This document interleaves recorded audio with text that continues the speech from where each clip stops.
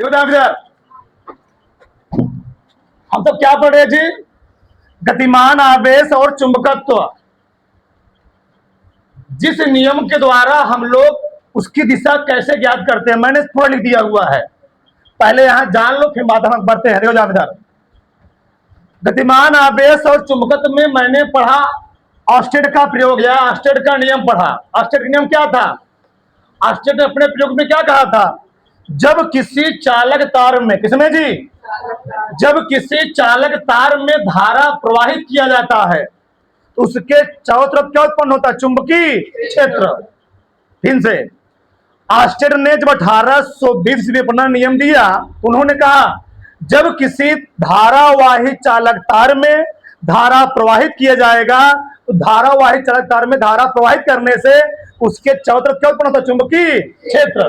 और चुंबकीय क्षेत्र का मान कितना होगा ये हम लोग किसके नियम से निकालते हैं? चुंबकीय क्षेत्र का मान कितना होगा। और ठीक ये हम लोग किसके नियम से? बायो-सेवर्ट के नियम से। और बायो-सेवर्ट के बताया था ना।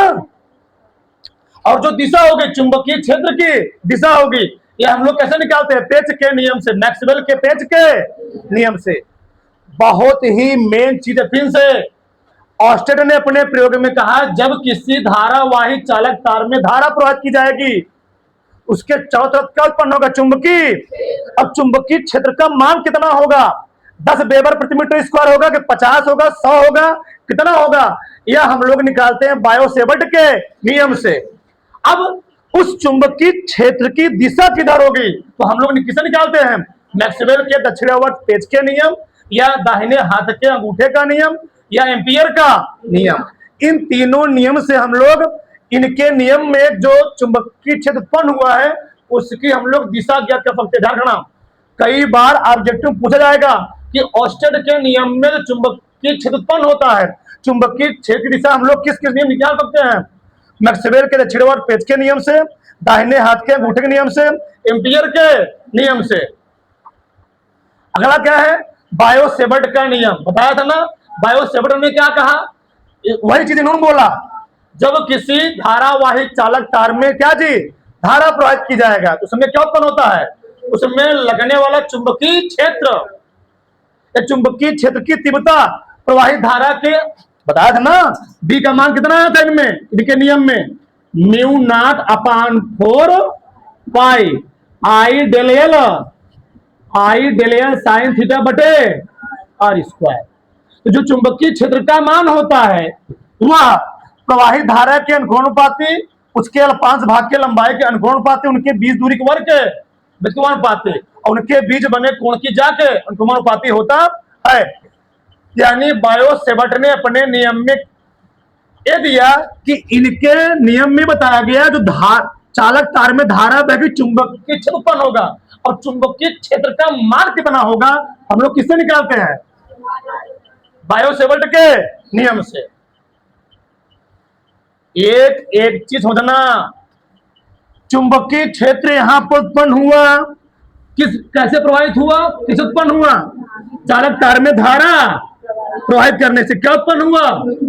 चुंबकीय क्षेत्र का मान कितना होगा, वैल्यू कितना होगा, किससे निकालेंगे? अब क्योंकि वह अगर किसी चुंबकीय क्षेत्र में कोई आवेश गतिमान है, कोई आप एक चीज लिखा गया है, कभी तुम दौड़ पढ़ोगे नहीं, बस एक बात समझ लो, बस में कंफ्यूजन होता है किस नियम से क्या हम लोग निकालते हैं, कौन दिशा क्या लगाते हैं, कौन नियम। अब चुंबकीय क्षेत्र में कोई आवेश गति करेगा, उस पर अब आवेश गति करेगा तो वह आवेश हो सकता है कि बाएं गति करे, दाएं गति करे, डिपेंड करेगा वह उसमें धारा कैसे बह रही है। हमने बताया था कि ऑस्टेड ने जब अपना प्रयोग किया था, प्रयोग में बताया था अगर धारा की दिशा बदल दोगे तो चुंबकीय क्षेत्र दिशा भी क्या हो जाएगी? बदल जाएगी। अगर किसी चालक तार में किसी परिपथ में धारा दिशा बदल दोगे तो मैग्नेटिक फील्ड का मान बदल जाएगा, चुंबकीय सुई का मान बदलेगा। और जब चुंबकीय सुई में विक्षेप क्या होगा? अलग अलग होगा, तो चुंबकीय क्षेत्र का मान भी क्या होगा? अलग अलग होगा। बताया था मैंने। अब बताओ, जब चुंबकीय क्षेत्र का मान अलग अलग होगा तो उस चुंबकीय क्षेत्र में कोई आवेश गति करेगा तो उस पर क्या लगेगा? बल लगेगा। तो अब अभी तक बात हो रहा है चुंबकीय क्षेत्र का। अब उस आवेशित क्षेत्र में, उस चुंबकीय क्षेत्र में जब कोई आवेश गतिमान होगा, उस पर कितना बल लगेगा। बल का फार्मूला क्या होता है? द्वि फार्मूला होता है। अगर कोनो आवेशित कण चुंबकीय क्षेत्र में गतिमान है, यह बराबर Q B B sine theta, और वही लंबाई क्या है, यह बराबर I B L sine theta. बल तो उस आवेशित कण पर बल तो लगेगा इतना, लेकिन बल की दिशा किधर होगी? फ्लेमिंग के बाएं हाथ के नियम से। बहुत ध्यान सुनना। आश्चर्य ने क्या कहा? धारा प्रवाहित क्यों क्या उत्पन्न होगा? चुंबकीय क्षेत्र का मान कितना हो, किसे निकालते हैं? और चुंबकीय क्षेत्र दिशा किधर, किसकी किधर होगी, कैसे निकालेंगे? अब कोई आवेशित कण उस चुंबकीय क्षेत्र में गतिमान है, तो जो बल का सूत्र होगा, बल का सूत्र ये लगाएंगे, लेकिन जो बल की दिशा होगी कैसे निकालेंगे? फ्लेमिंग के बाएं हाथ के, बताया था, फ्लेमिंग के बाएं हाथ के नियम को एफ बी आई कहते हैं। क्या बोलते हैं? एफ बी आई कहते हैं, बताया था मैं। यानी तर्जनी क्या होता है कि चुंबकीय क्षेत्र, मध्यमा क्या होता है कि धारा की, तो अंगूठा चालक पर लगने वाले बल बताएगा। यानी फ्लेमिंग के बाएं हाथ के नियम से हम निकालते क्या? चुंबकीय बल की दिशा। ऑब्जेक्टिव पूछा गया है कि फ्लेमिंग के बाएं हाथ के नियम से क्या निकालते हैं? चुंबकीय बल की। और फ्लेमिंग के दाएं हाथ के नियम से क्या निकालते हैं? प्रेरित धारा की। तो फ्लेमिंग के दाएं हाथ का नियम यूज कहां किया जाता है? आगे हम लोग पढ़ेंगे। फैराडे का नियम बहुत खतरनाक है, पूरे फिजिक्स का सबसे खतरनाक नियम था ये। ठीक, फैराडे का नियम आगे हम लोग पढ़ेंगे। फैराडे ने 2 नियम दिए थे। फैराडे के नियम केमिस्ट्री में, फैराडे का नियम फिजिक्स में भी है। केमिस्ट्री हम लोग क्या पढ़ते हैं? फैराडे का विद्युत अपघटन नियम, और फिजिक्स में क्या पढ़ेंगे? फैराडे का नियम। और दोनों ही बोर्ड में 1-2 बार में 10 बार पूछेगा, केमिस्ट्री वाला भी, फिजिक्स वाला भी। तो फैराडे ने फिजिक्स में क्या कहा? जितना भी आजकल मोटर आ रहे मार्केट में ना, जितना मोटर, यहां तक साला जितना भी गाड़ी होगी, ऐसी कोई गाड़ी नहीं होगी जिसमें मोटर ना लगा हो। ऐसी आज तक गाड़ी बनी जिसमें मोटर ना लगा हो? बताओ। जितने मोटर होंगे सब में इनका नियम काम करे। यहां तक जो तुम्हारे घरों में क्या रखा गया, इलेक्ट्रिक से जो क्या चलता है, समरसेबल वगैरह, जो मोटर पहले क्या था, पट्टा वाला मोटर था ना जी। यहां तक जनरेटर हो गया, मोटर हो गए, ठीक, सब किसके सिद्धांत में काम करते हैं? फैराडे के नियम पर काम करते हैं। यहां तक आज इनके सिद्धांत का उपयोग करके जापान में मैग्लेव ट्रेनें चल रही हैं, ठीक, 560 630 किलोमीटर पर आवर की स्पीड चलती है, पटरी छोड़ करके चलती, एक दो जरूर छोड़ देती है 2 सेंटीमीटर। वहां पर किसका प्रयोग किया जाता है? चुंबकत्व का प्रयोग किया जाता है, इन्हीं के सिद्धांत का प्रयोग किया जाता है, फैराडे के नियम का प्रयोग किया जाता है। ठीक, इन्होंने क्या कहा? इधर इधर रखा गया चुंबक, इधर इधर रखा गया मैग्नेट। ये पंखों में जो गति कर रहा है ना, फैराडे के सिद्धांत, जो कॉइल लगा हुआ ना, ये पंखों में जो कौन गति कर रहा है? फैराडे के सिद्धांत पर ही काम कर रहा है। जब पंखा सब देख रहे हो तो किसका नियम काम कर रहा है? फैराडे के सिद्धांत ही काम कर रहा है ना। ठीक, सब फैराडे का नियम है। उन्होंने क्या कहा? अगर 2 चुंबक रखे गए हैं, उस चुंबक के बीच में कोनो ले जाके तुम कुंडली रख दोगे, इस कुंडली को तुमको घुमाना, थोड़ा घुमा दोगे ना, इस कुंडली घूमने के कारण इसमें क्या होगा? एक कुंडली तुम बीच में रख दी जाओ, ध्यान से ना, ये है मान लो चुंबक, मैग्नेट है, नॉर्थ पोल साउथ पोल इधर है। पहली वाली कुंडली में तुम धारा प्रवाहित करोगे, धारा प्रवाहित करने से जो पास रखी दूसरी कुंडली होगी, अन्योन्य प्रेरण के कारण, इंड्यूस्ड करंट के कारण इसमें क्या होगा? एक प्रेरित धारा उत्पन्न हो जाएगी, उसको हम लोग क्या बोलेंगे? प्रेरित धारा। फिर से उन्होंने क्या कहा? 2 चुंबक को पास पास रख दो, उसको बहुत तार लपेटे गए हैं, तो पहले वाले चुंबक में अगर हम धारा प्रवाहित करेंगे तो पास रखा जो चुंबक होगा उसमें एक धारा उत्पन्न हो जाएगा, उस धारा हम लोग क्या बोलेंगे? प्रेरित धारा। और इस कंडीशन में इसके बीच में कोई कुंडली तुम ला दोगे, या कुंडली ऑटोमेटिक क्या करेगी? ऑटोमेटिक क्या करेगी? घूमने लगेगी। यही होता है मोटरों में। मोटर के इधर भी, मोटर के इधर भी क्या लगे होते हैं? चुंबक का प्रयोग किया जाता है। थोड़ा समय धारा जाएगी, जो पास एक कुंडली होगी उसमें प्रेरित धारा उत्पन्न हो जाएगी, तो मोटर जो मशीन होता है क्या कर रहता है? घूमने लगा। घूमने से फुल्ली घूमने लगा, पानी नीचे क्या कर दिया, ऊपर ला दिया। यही उन्हीं को नियम यूज किया जाता है। तो फ्लेमिंग ने अपना बायां हाथ तो फैलाया हुआ था किसे निकालने के लिए, चुंबकीय बल की दिशा। एक हाथ बचा हुआ था, कौन बचा हुआ था, दाहिना हाथ। बायां हाथ फैला चुके थे बल की दिशा निकालने के लिए, दाहिना बचा था।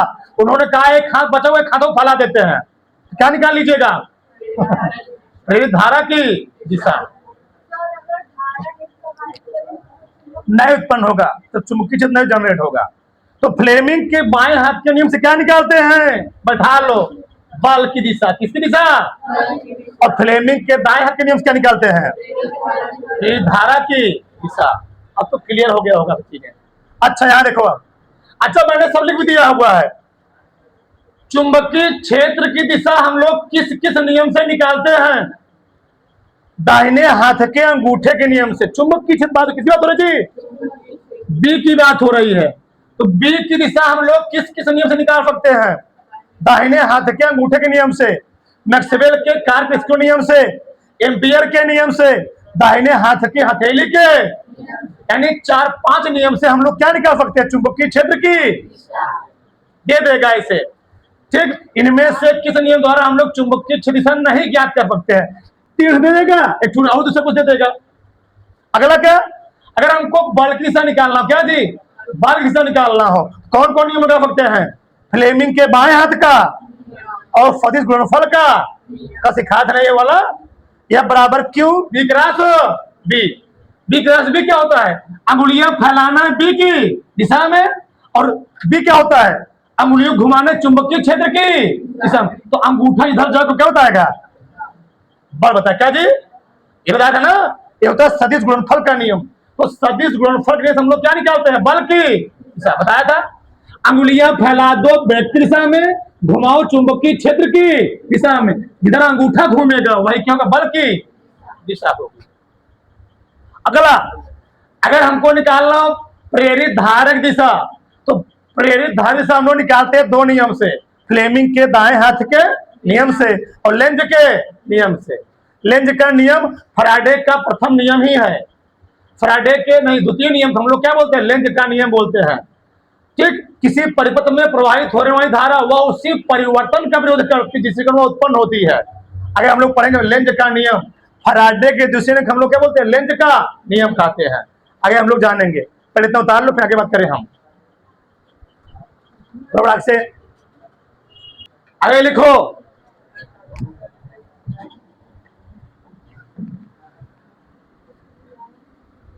Very very very very very very most important, देखो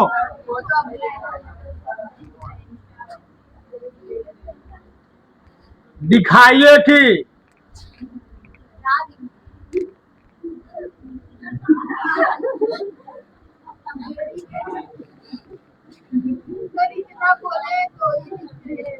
दिखाइए कि निर्वात में प्रकाश की चाल,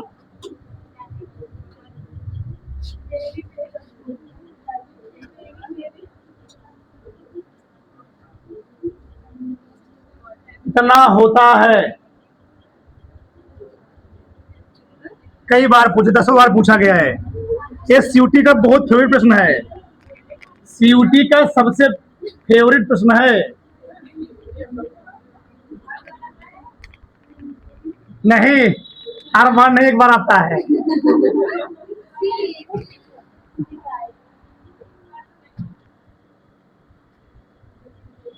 चुंबकशीलता और, खड़ी हो जाओ, हर बात में खड़ी हो जाओ, वैद्युतशीलता,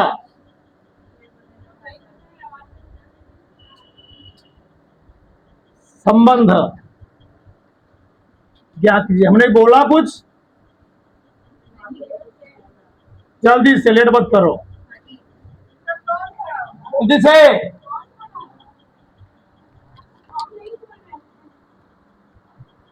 हमने बोला कुछ ना, बड़ा खड़े हो जाओ, लेट मत करो।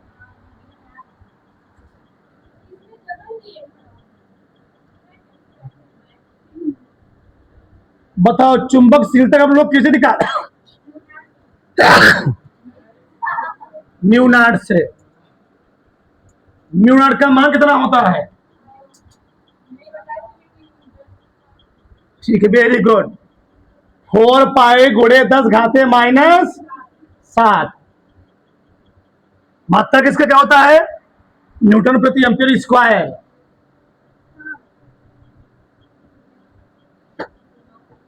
ठीक, आगे। ठीक, 1 मिनट। क्या देखो,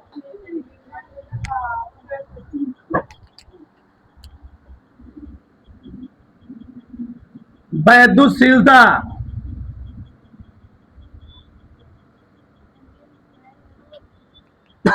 नॉट 1/4 पाई एप्सिलॉन नॉट का मान कितना कौन आएगा?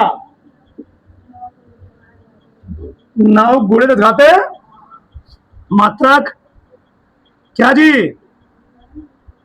Newton. Newton into metre square प्रति कूलम स्क्वायर ना। न्यूटन इंटू मीटर स्क्वायर प्रति कूलम। क्या लिख सकते हो? कोई दिक्कत नहीं। 2000 लिखना बंद कर दो। 5 मिनट, 5 में लिखना बंद कर दो। 2000 हमको निकालना क्या है? म्यू नॉट एप्सिलॉन नॉट में संबंध। ए है चुंबकशीलता, ए है वैद्युतशीलता। चुंबकशीलता दिखाते हैं म्यू नॉट से, वैद्युतशीलता को। अब बताओ 1/4 पाई एप्सिलॉन नॉट का मान कितना है? इतना। ये बताओ अगर मैं इसको उल्टा कर दूं क्या है? बताओ 1/4 पाई एप्सिलॉन नॉट उल्टा कितना कौन आएगा? 1/4 पाई एप्सिलॉन नॉट उल्टा कितना होगा जी? 4 पाई एप्सिलॉन। इधर मैं लिखता हूं 4 पाई एप्सिलॉन नॉट। तो इसका उल्टा क्या है बताओ? 1/9 गुणे 10 घाते 9। सही है। चलो इसको मैंने मान लिया। अच्छा रुक रहे अभी। एप्सिलॉन नॉट का मान कितना है बताओ? 1/4 पाई इंटू 1 क्या जी? 9 गुणे 10 घाते 9। इसको मैंने माना समीकरण नंबर 1, इसको माना मैंने समीकरण नंबर 2। चलो हमको इसमें संबंध निकालना है। हम लोग करते क्या है? समीकरण 1 और समीकरण 2 आपस में गुणा कर देते। क्या जी? चाहे गुणा कर दो चाहे भाग दो। मैं गुणा करना है, गुणा नहीं। समीकरण भाग भी दे सकते तब भी आ जाएगा। समीकरण तथा समीकरण 2 की जगह नहीं पूछी, गुणा करने पर। करो गुणा, करो गुणा। बोलो क्या आएगा? म्यू नॉट गुणे एप्सिलॉन नॉट। देखते रहना एकदम। तो म्यू का मान कितना है?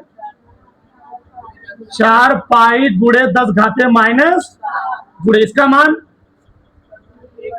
1/4 पाई गुणे 1 सही है। 4 पाई क्या हो गया? कहां चला गया? 7 नीचे ले जाओ, सही रहेगा। तो कितना आया था? म्यू नॉट एप्सिलॉन नॉट बराबर 1/9 गुणे 10 घाते 7 ना। 9 7 आधार समान खाते क्या होती है? जरा पीछे। तो म्यू नॉट एप्सिलॉन नॉट बराबर 1/, कितना आया? 9 गुणे 10 घाते 16। सही है।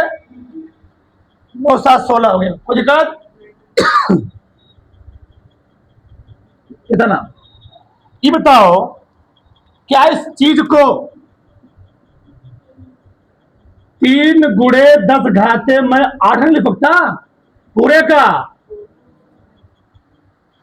ये बताओ हाई क्या एक्चुअल में? प्रकाश की चाल कितना होती है? 3 गुणे 10 घाते 8 मीटर प्रति। तो म्यू नॉट एप्सिलॉन नॉट बटे ये प्रकाश की चाल दिखाती किससे? सी से। तो सी का अब सी स्क्वायर इधर लेकर आओ, तो सी स्क्वायर बराबर कितना आ गया, 1/म्यू नॉट एप्सिलॉन। तो सी बराबर क्या होता, 1/कड़ी में क्या चीज, म्यू नॉट एप्सिलॉन। बहुत खतरनाक डिवीजन है, कहीं किताब में ऐसे लिखा है, कहीं किताब में ऐसे लिखा, कहीं किताब में ऐसे लिखा है, वो डिपेंड कर तुमको कैसे लिखना है। यानी सी म्यू नॉट चुंबकशीलता, सर नॉट वैद्युतशीलता, प्रकाश की चल में क्या संबंध होता है, सी बराबर 1/म्यू नॉट इंटू एप्सिलॉन। बहुत खतरनाक, जाकर देखना, विद्या खोल लेना, 10 बार बोर्ड में है, 10 बार बोर्ड में है। कर लो।